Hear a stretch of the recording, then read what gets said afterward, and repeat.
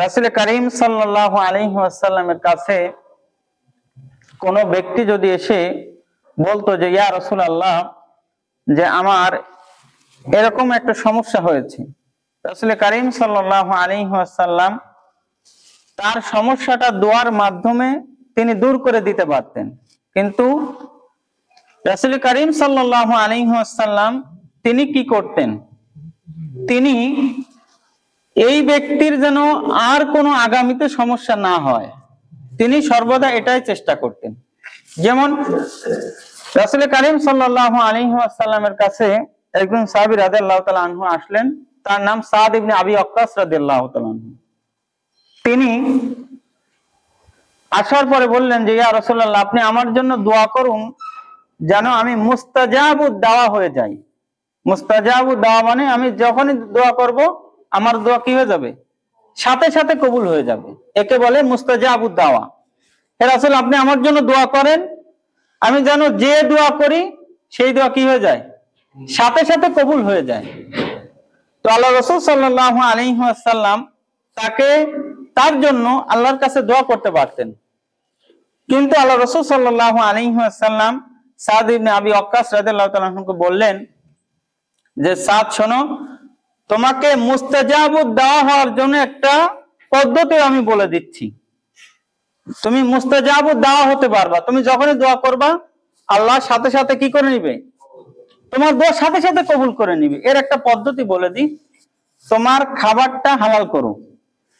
বেশি কিছু কিন্তু বলেন নাই, কি বলেছেন, কথা বলেন, তোমার খাবারটা হালাল করো। প্রাচীনে বাগদাদে একজন বড় আলেম ছিলেন, বড় একজন আলেম।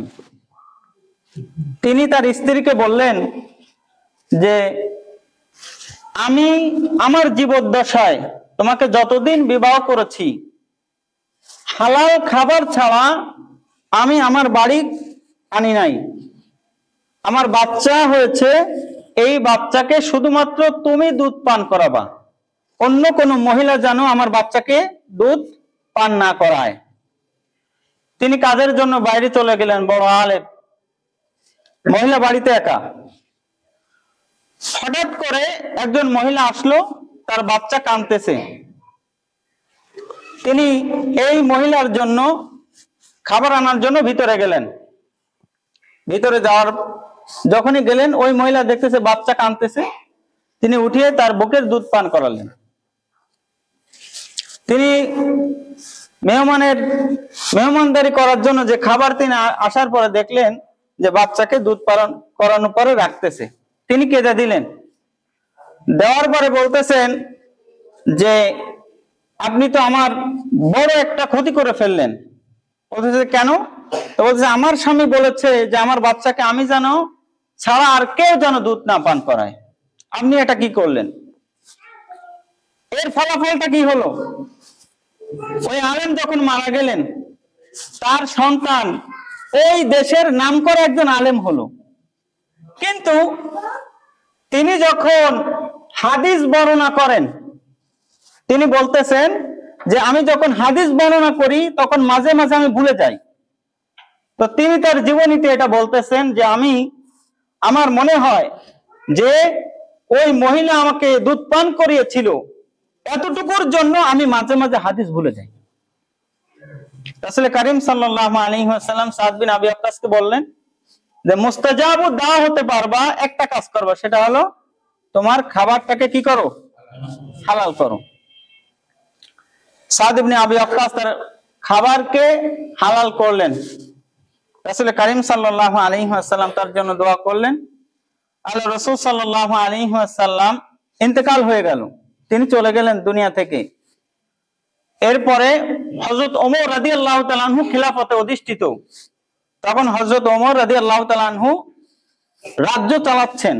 সাদ ইবনে আবি ওয়াক্কাসকে একটা জায়গার সিরিয়ার গভর্নর নিযুক্ত করলেন। ওই সময় গভর্নর পরিচিত ছিল, যে রাষ্ট্রের গভর্নর নিযুক্ত করলেন, তিনি গিয়ে দেশ চালালেন। এর মধ্যে কিছু সংবাদ হযরত ওমরের কানে এসেছে যে সাদ ইবনে আবি ওয়াক্কাস রাদিয়াল্লাহু তাআলা আনহু মানুষের সাথে তিনি ন্যায় প্রতিষ্ঠিত করতে পারতেছেন না। যখন এই খবর হযরত ওমরের কানে এসেছে, আল্লাহ তাআলা রব্বুল আলামিন বলছেন, ইয়া আইয়ুহাল্লাযীনা আমানু ইন জাআকুম ফাসিকুম বিনাবা ফাতাবায়্যানু, যখন তোমাদের কানে কোনো খবর আসে তখন এই খবরটা যাচাই বাছাই না করে আগে সিদ্ধান্ত নিয়ে না, আগে এটার একটা যাচাই বাছাই করো, কারণ যে খবর তোমার কানে আসতেছে এটা সত্যও হতে পারে, মিথ্যাও হতে পারে। হযরত ওমর রাদিয়াল্লাহু তাআলা আনহু দূত পাঠাইলেন, তিনি গিয়ে ওই শহরের ভিতরে সাদ ইবনে আবি ওয়াক্কাসকে বললেন যে আমাকে হযরত ওমর পাঠিয়েছে, আপনি আমার সাথে 5টা মসজিদে নামাজ পড়বেন, একটার পর একটা আমরা 5টা মসজিদে নামাজ পড়বো।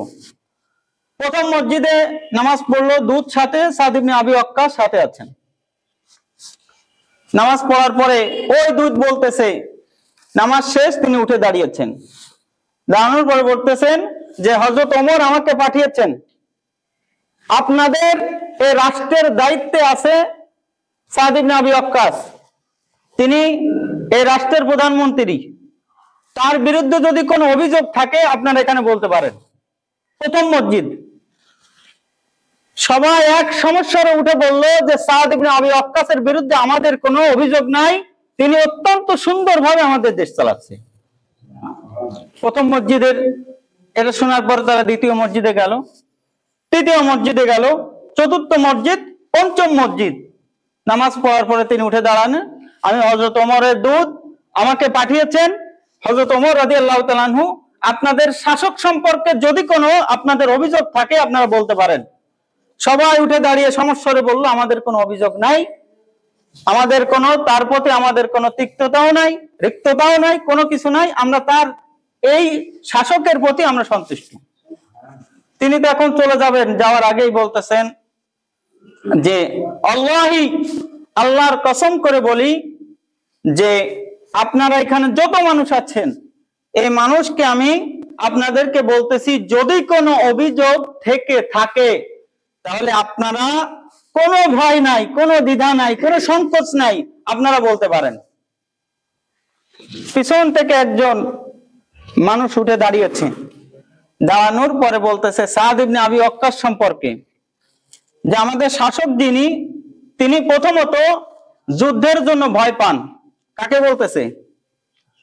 শাসক সম্পর্কে, প্রধানমন্ত্রী সম্পর্কে। সাদ ইবনে আবি ওয়াক্কাস তখন রাদিয়াল্লাহু তাআলা আনহু, তিনি হলেন রাসূল কারীম সাল্লাল্লাহু আলাইহি ওয়াসাল্লামের সাহাবী।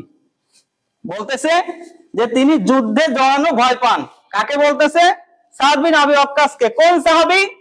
উহুদের ময়দানে যখন সমস্ত সাহাবীগুলি পালিয়ে আসতেছিল, সাদ ইবনে আবি ওয়াক্কাস রাদিয়াল্লাহু তাআলা আনহু একা দাঁড়িয়েছিলেন যুদ্ধের ময়দানে। সুবহানাল্লাহ। এই ব্যক্তি সম্পর্কে বলতেছে যে যুদ্ধে জড়ানো ভয় পায়। প্রথমটা মিথ্যা কথা। কোন সাহাবী? যিনি উহুদের ময়দানে আল্লাহ রাসূল যার সম্পর্কে বলেছেন, সাদ আমার মাতা পিতা তোমার জন্য কুরবান হোক, তুমি তীর নিক্ষেপ করো, আল্লাহি আমি তোমার প্রতি রাজি খুশি আছি। সুবহানাল্লাহ। দ্বিতীয় অভিযোগ হলো তিনি মানুষের মাঝে আমানত প্রতিষ্ঠা করেন না। সাদ ইবনে আবি ওয়াক্কাস রাদিয়াল্লাহু তাআলা আনহু দেখলেন যে একজন ব্যক্তি উঠে দাঁড়িয়েছে, এরপরে রাজ্যের যে মালিকানা আছে তিনি আমাদের সম্পূর্ণরূপে আমাদের উপরে তিনি প্রয়োগ করেন না, মানে আমাদের যে হক আছে এটা তিনি দেন না। সাদ ইবনে আবি ওয়াক্কাস রাদিয়াল্লাহু তাআলা আনহু তিনি হাত তুললেন আল্লাহর কাছে যে আল্লাহ, তুমি তো জানো যে আমার সম্পর্কে কে মিথ্যা কথা বলতেছে আর কে সত্যি আছে। আল্লাহ তুমি এটার বিচার করে দিও, এই ব্যক্তির হায়াতকে বাড়িয়ে দাও, এই ব্যক্তিকে তুমি দারিদ্র্যের কষাঘাতে তুমি তাকে নিপীড়ন করো। সাদ ইবনে আবি ওয়াক্কাস রাদিয়াল্লাহু তাআলা আনহু এই বলে, এই কথার একজনের কথার পরিপ্রেক্ষিতে প্রধানমন্ত্রীর দায়িত্ব তিনি ছেড়ে দিলেন, দিয়ে চলে গেলেন। যে দেশে আমার আর প্রধানমন্ত্রীর দরকার নাই, যে দেশে আমার মতন লোক জনগণের হক আদায় করতে পারে না, আমার দরকার নেই। তিনি ছেড়ে দিলেন, চলে গেলেন। সাদ ইবনে আবি ওয়াক্কাস রাদিয়াল্লাহু তাআলা আনহু তিনি যখন দুনিয়া থেকে চলে গেলেন, যাওয়ার পরে যে লোক বলেছিল যে আমার উপরে কি করে, আমাদের উপরে কি করে, আমাদের হক সে যথাযথভাবে আদায় করে না, এই ব্যক্তি বৃদ্ধ হয়ে গেল কিন্তু এখনো পর্যন্ত মারা যায় না। তার চোখের উপরে যে এই যে বুরু আছে এটা দিয়ে চোখ ঢেকে গেল। মানুষকে দেখতে হলে তার বুরু উঁচু করে এরপরে দেখা লাগতো। রাস্তার পাশে ভিক্ষার থালা হাতে নিয়ে এই সিরিয়ার শহরে সে হেঁটে বেড়াতো আর মানুষের কাছে ভিক্ষা চাইতো। সাদ ইবনে আবি ওয়াক্কাস রাদিয়াল্লাহু তাআলা আনহু আল্লাহর রাসূল সাল্লাল্লাহু আলাইহি ওয়াসাল্লামের কাছে বলেছিলেন যে ইয়া রাসূলুল্লাহ, আপনি আমার জন্য দোয়া করুন, আমি যেন মুস্তাজাবুত দাওয়া হয়ে যায়, যে দোয়া করি যেন কবুল হয়ে যায়। রাসূল কারীম সাল্লাল্লাহু আলাইহি ওয়াসাল্লাম বললেন, তোমার খাবারটা কি করো, হালাল করো, মানে তোমার খাবারটা যেন হালাল হয়। সাদ ইবনে আবি ওয়াক্কাস রাদিয়াল্লাহু তাআলা আনহু তার জীবনে কোনোদিন হারাম খাবার স্পর্শ করেন নাই। এজন্য তিনি যে দোয়া করেছেন, তার ইন্তেকালের পরে এই ব্যক্তি ভিক্ষা করতে করতে চোখের উপরে তার বুরু এসে গিয়েছে, মানুষকে দেখতে হলে এটা উঁচু করতে হয়েছে, এরপরে সে মারা গিয়েছে অত্যন্ত জরাজীর্ণ অবস্থায়, অত্যন্ত কষ্ট অবস্থায়। তার মানে রাসূল কারীম সাল্লাল্লাহু আলাইহি ওয়াসাল্লাম তার একটা পদ্ধতি ছিল, তার কাছে কোনো সমস্যা নিয়ে যদি কেউ আসতো, তিনি এটাকে দোয়া দ্বারা এটাকে সমাপ্ত করতেন না। তিনি এমন একটি পদ্ধতি তিনি তাদেরকে দিয়ে দিতেন যেন এই মানুষটা আগামীতে এরকম সমস্যায় পড়লে এটা নিজে যেমন সলভ করতে পারে, পাশাপাশি এটা যেন সমাজের জন্য উপকার হয়। এরকম অনেক নিষিদ্ধ কিছু বিষয় আছে। এই নিষিদ্ধ বিষয়গুলি আজকে আমাদের আলোচনার 1 নম্বর পয়েন্ট। সেটা হলো যে যখন মানুষ স্বপ্নে দেখবে তখন এই স্বপ্ন কাউকে বলবে না, এটা হলো 1 নম্বর। আমরা অনেক সময় স্বপ্নে দেখি না, আপনারা তো বোধহয় দেখেন না নাকি? আপনারা স্বপ্নে দেখেন না? স্বপ্ন মূলত 3 প্রকার। একটা স্বপ্ন হলো এটা আল্লাহর পক্ষ থেকে আসে, যেটা আল্লাহ তাআলা রব্বুল আলামিন তার বান্দাকে দেখান। আরেকটা হলো যে স্বপ্নটা মানুষ দেখে কিন্তু এটার কোনো বাস্তবায়ন হয় না। মানুষ অনেক স্বপ্ন দেখে এবং এই স্বপ্ন দেখার পরে রাসূল কারীম সাল্লাল্লাহু আলাইহি ওয়াসাল্লামের নীতি ছিল, তিনি ফজরের নামাজ পড়ে সাহাবা রাদিয়াল্লাহু তাআলা আনহুকে বলতেন, এই তোমরা কে কি স্বপ্ন দেখেছো বলো। রাসূল কারীম সাল্লাল্লাহু আলাইহি ওয়াসাল্লামের এই কথা শোনার পরে সাহাবারা তারা যে স্বপ্ন দেখেছে এটা আল্লাহ রাসূলের কাছে বর্ণনা করতেন। তিনি সাহাবীদেরকে বলতেন যে খবরদার, যে ব্যক্তি দুঃস্বপ্ন দেখবে সে যেন, খারাপ স্বপ্ন দেখলে সে যেন মানুষের কাছে না বলে। মানুষের কাছে, আপনি একটা খারাপ স্বপ্ন দেখেছেন, আপনি কি করবেন? মানুষের কাছে বলবেন? রাসূল কারীম সাল্লাল্লাহু আলাইহি ওয়াসাল্লামের সময় একজন এসেছে যে আল্লাহ রাসূলকে পায় নাই, সে একটা স্বপ্নে দেখেছে, আল্লাহ রাসূল কাছে বর্ণনা করবে, ইয়া রাসূল এই স্বপ্নের তাবির কি হবে, আমি যে স্বপ্নে দেখেছি এটার ব্যাখ্যা কি হবে। তো না পাওয়ার ফলে আরেকজনের কাছে শুনেছে, যে স্বপ্ন সে দেখেছে এটার ব্যাখ্যা হবে একটা, কিন্তু সে বর্ণনা করেছে আরেকটা। সে বর্ণনা করেছে তুমি কিছুদিন পর মারা যাবা। এই ব্যক্তি ভয়ে কিছুদিন পরে মারাই গিয়েছে।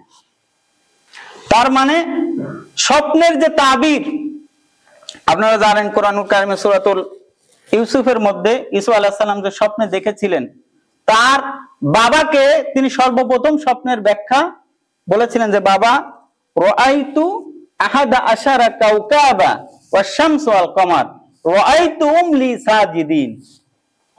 হে আমার পিতা, আমি স্বপ্নে দেখেছি 11টি তারা, 11টি নক্ষত্র, চন্দ্র আমাকে কি করছে? সেজদা করছে। তার পিতা তাকে কি বলেছিলেন যে বাবা খবরদার, স্বপ্ন আমার কাছে বলেছো আর কাউকে যেন, তোমার ভাইদের কাছে কিন্তু এই কথা কাউকে কি করে না, বলে না। এজন্য স্বপ্ন আপনি দেখেছেন, দেখার পরে এটা আপনি কাউকে বলবেন না। যদি আপনার বিশ্বস্ত এমন কোন লোক যাকে আপনি বলতে পারেন যে বললে আপনার কোনো ক্ষতি হবে না, এরকম লোক ছাড়া স্বপ্নের কথা কাউকে বলতে হয় না। রাসূল করিম সাল্লাল্লাহু আলাইহি ওয়াসাল্লাম এরকম ফজরের পরেই সাহাবীদেরকে নিয়ে বসতেন, তোমরা কে কি স্বপ্নে দেখেছো বলো। তো একদিন রাসূল করিম সাল্লাল্লাহু আলাইহি ওয়াসাল্লাম বললেন যে আজকে কেউ কোন স্বপ্নে দেখেছি? ইয়া রাসূলুল্লাহ, আমরা কেউ স্বপ্নে দেখিনি। আল্লাহ রাসূল বললেন যে আমি আজকে একটা স্বপ্নে দেখেছি, শুনবা তোমরা? বলছে ইয়া রাসূলুল্লাহ আপনি বলেন। তো তিনি বললেন যে আমি স্বপ্নে দেখেছি, আমার স্বপ্ন তো এটা হলো ওহী, যেটা আমি স্বপ্নে দেখি এটা বাস্তব, এটা অবাস্তব কিছু না। নবীদের ক্ষেত্রে তারা যে স্বপ্নে দেখে এটা অবাস্তব না, এটা বাস্তব। আমি দেখি যে আমাকে দুইজন ফেরেশতা এসে নিয়ে গেল, নিয়ে যাওয়ার পরে আমাকে কয়েকটা ক্যাটাগরি মানুষকে দেখালো। তার মধ্যে একটা শ্রেণীকে দেখলাম যে তাদেরকে শুয়ে রাখা হয়েছে, রাখার পরে দুইজন ব্যক্তি করাত দিয়ে তার মাথা থেকে পা পর্যন্ত তাকে এরকম করাত দিয়ে চিরতেছে। যখন সে চিল্লাচ্ছে আবার চিরা হয়ে যাচ্ছে, সেটা আবার লেগে যাচ্ছে, আবার করাতেনে আবার তাকে চিরা হচ্ছে। তা আমি জিজ্ঞেস করলাম যে ভাই এরা কারা? বলছেন যে ইয়া রাসূলুল্লাহ এটা আপনার উম্মত, এরা হলো বেশি বেশি মিথ্যা কথা বলতো। এরা বেশি বেশি কি বলতো? মিথ্যা কথা এরা বেশি বেশি বলতো। আমাদের সমাজের মধ্যে মিথ্যা কথা আমাদের মধ্যে এমন হয়ে গিয়েছে, মিথ্যা কথারে আমরা সত্যর মতো বানিয়ে ফেলেছি, ঠিক না বলেন? মিথ্যা কথারে আমরা সত্যর মতো বানিয়ে ফেলেছি। এত পরিমাণ মিথ্যা কথা আমরা বলতে পারি, এটা মানে ভাবা যায় না। সকালে একটা, বিকালে আর একটা, রাত্রে একটা, সকালে একটা, মানে মিথ্যা কথার উপর দিয়ে আমরা চলতেছি। এজন্য রাসূল করিম সাল্লাল্লাহু আলাইহি ওয়াসাল্লাম বলেছেন যে খবরদার তোমরা যখন স্বপ্নে দেখবা, দুঃস্বপ্নে দেখবা, এটা কাউকে বলবা না। আর দুঃস্বপ্ন দেখার পরে তোমরা বাম দিকে 3 বার থুতু নিক্ষেপ করবা। আউযু বিল্লাহি মিনাশ শাইতানির রাজিম পড়ে বাম দিকে 3 বার থুতু নিক্ষেপ করবা। যদি এটা করো, আশা করা যায় শয়তান তোমার কোনো ক্ষতি করতে পারবে না। তাহলে 1 নম্বর হলো যে আমাদেরকে অবশ্যই অবশ্যই আমরা যে কাজই করব, এটা যেন এই কাজের মধ্যে যেন বারাকা হয়, এই কাজটা হতে